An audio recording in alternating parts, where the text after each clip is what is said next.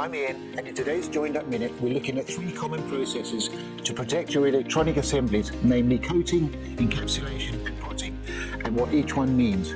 Let's start with coating, also known as conformal coating. This process involves applying a thin layer of protective material to cover electronic components on a PCB, and is usually applied via a spraying process, brushing, or dipping the entire assembly. The coating is then cured accordingly to form a protective barrier. Encapsulation, including glob topping, covers a specific component or area with a thicker protective layer of material. It is often used to protect delicate parts from stress and vibration, for example, wire bonds. And then there's potting.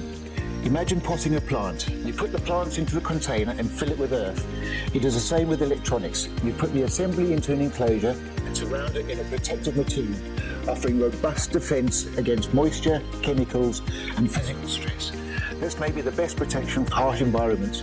Which one's right for you? That depends on your application's final environment, reliability needs, and whether you'll ever need to rework it. For some advice on selecting which material to use in each case, please reach out to our team.